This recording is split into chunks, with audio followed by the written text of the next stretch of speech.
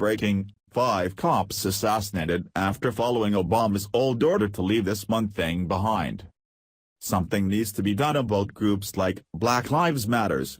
Recently 5 police officers were killed by Black Lives Matter terrorist Mike Xavier Johnson. Time and time again we keep informing the public that political correctness kills. Sadly this time it was literally. Dallas Police Association Mike Mata told Local News, they were told not to wear their heavy gear, which, if worn, may have stopped some of those rounds.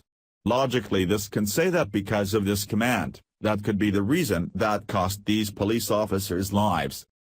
When will the United States government repeal the lax law and order laws that were made by Obama?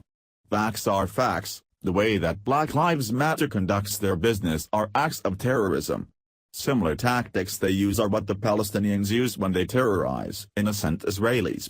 In the interview, Mata said, they didn't want the police department to look militaristic to the community, look aggressive, incite any type of trouble. All of the officers who worked the event wore standard-issued soft armor, but followed orders and left their better protective gear behind, including stronger, thicker body armor, and helmets in their cars.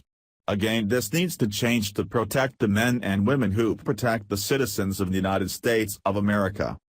Lawmakers need to stop taking many recesses and start working to ensure their safety. We elected a president who wants to bring back law and order. Enough with the anti-Trump nonsense and let the man do his job. America's finest have families that they provide for.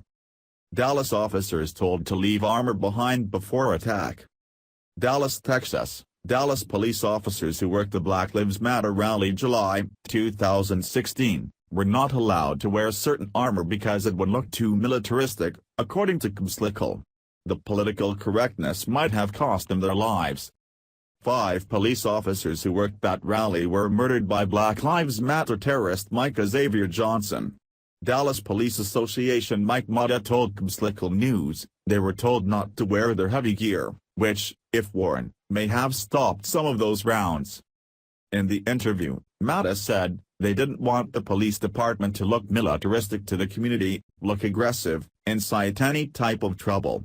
All of the officers who worked the event wore standard-issued soft armor, but followed orders and left their better protective gear behind, including stronger, thicker body armor, and helmets in their cars. According to Mota, they were also not allowed to carry their department-issued rifles for the same reason. Armed with just their pistols, officers were outgunned by Johnson, who used the rifle in the attack, which was the deadliest for law enforcement since 9/11. Johnson, a military veteran, had set out to kill as many white police officers as he could, according to the New York Times. The assassinations were fueled by the false narratives and violent rhetoric of Black Lives Matter members, as shown by Johnson's own words to police during the incident. He said that he was upset at the recent police shootings, upset at white people, that he wanted to kill white people, especially officers. The shootings were alleged to be payback for the July 5, 2016 shooting death of Alton Sterling by Baton Rouge police officers, and the July 6, 2016 shooting death of Philando Castile by a St. Anthony police officer. Later on, after an investigation, the Department of Justice refused to charge the officers involved in the shooting of Alton Sterling. The officer who shot Philando Castile was acquitted by a jury. Mata said that the protective gear that was not allowed to be worn might have saved lives, or prevented more serious injuries. He said a lot of those shots, and a lot of those wounds, were chest shots, lower abdomen wound shots, and those heavy vests would have covered them.